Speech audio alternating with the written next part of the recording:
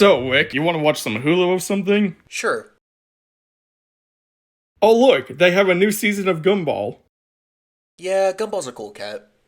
Right up there with Garfield and Tom for me. I love the original, but I've always seen part of the revival. Hang on, is that?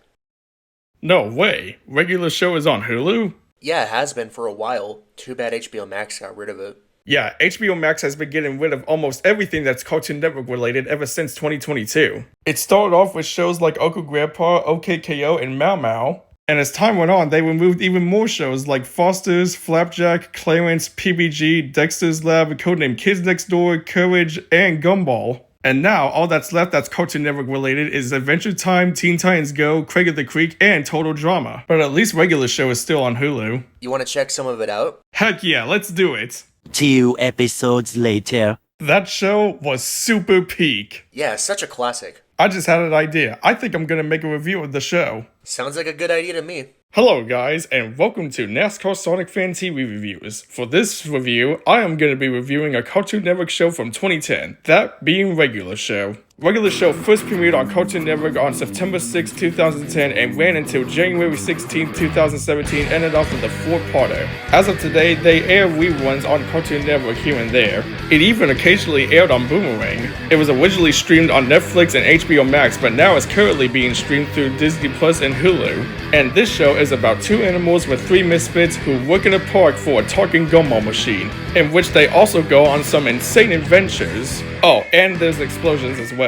And now, let us get into the character descriptions, starting off with Mordecai and Rigby. These two are best bros and they're considered the slackers at the park since they barely do any work. And every time they work at the park, it's not always an ordinary day, as they are always getting into some sort of trouble that leads them to going on an insane adventure together. Although I will admit, some of the disagreements that they had led them to these adventures. But in the end, they still ended up working together to help save the park for whatever kind of evil comes their way. Not to mention that these adventures that they go on also happen to take off their boss Benson.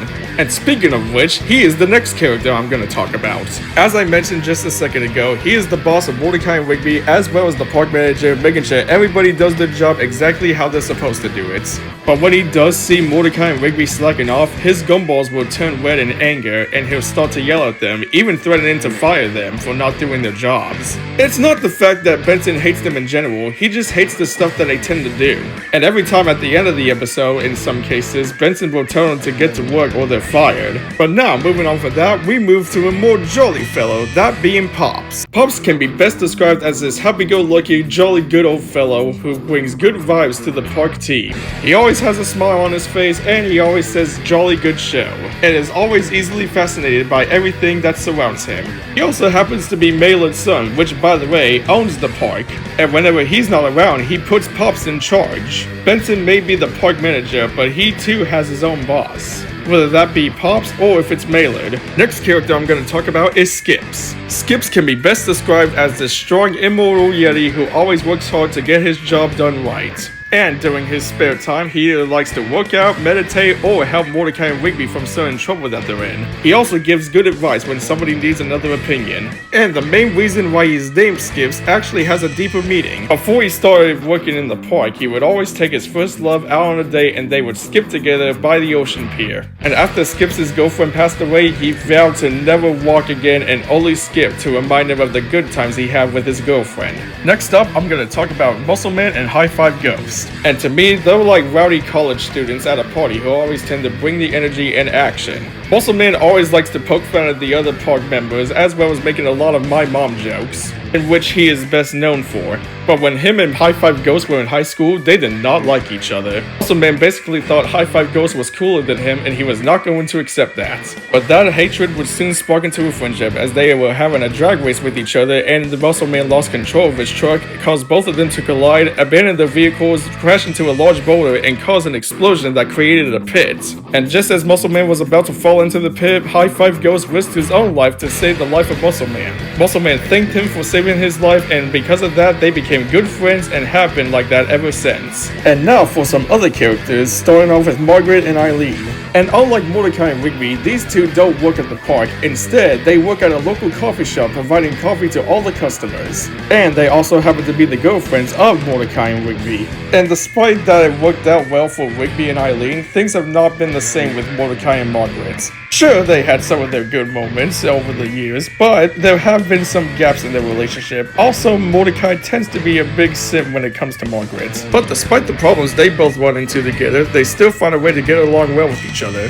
But that's also where CJ comes in. Now, I did mention earlier that Mordecai had a huge crush for Margaret, but now you could say that he was in a bit of a love triangle. There would be times during the series where Mordecai would date CJ instead of Margaret. Although later on in the series, CJ would find out that Mordecai was already in a relationship with Margaret, which made her very furious. She kinda has this cloud-like appearance, and kinda like how Benson's gumballs turn red when he's angry, she turns into a storm cloud when she's angry. Thankfully though, they were all able to sort things out later on down the road. And in the later seasons, we can see Mordecai tends to hang out more with CJ rather than Margaret. And the last character that I want to talk about in the show is Thomas. Thomas will make his debut on the show in the season 4 premiere Exit 9B, and he was introduced as one of the new members of the Parker team, and his appearance is based off of a mountain goat. He would serve as a recurring character from seasons 4 to 6 and would be revealed as a Russian spy in the episode The Real Thomas, in which they were trying to take control over the park.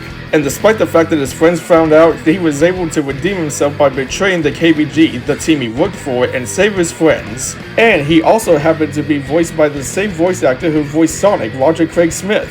Now, it's not exactly certain what happened to him after that season 6 episode, but many would like to believe that he's on the run or hiding from the KBG after he betrayed him to avoid getting caught. But either way, his time on regular show was short-lived. Makes me kinda wish he would still appear in more episodes. And that's a basic rundown of all the main characters. Regular Show would also be featured in some video games, whether that be their own or in a crossover video game with other CNN cartoons. And fun fact, Regular Show was not the only show that premiered on September 6, 2010, but another CNN show, that being a Mad, also premiered on the same day. Also on the same day, PBS Kids first premiered Cat in the Hat knows a lot about that on their stations. Another fun fact is that the show's creator, J.G. Quintel, actually made another series called Close Enough, which first premiered in 2020 on HBO Max.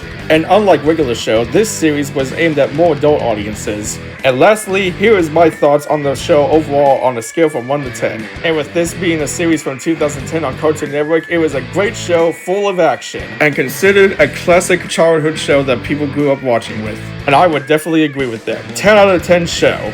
Perfect score. Well guys, that would just about do everything for here. We'll see you all later. So Wick, what did you think of that review I made? It was pretty good. Huh, looks like I got a notification. Well, would you look at that? Regular Show just got a reboot. I think we should check it out. Sounds like another good idea to me.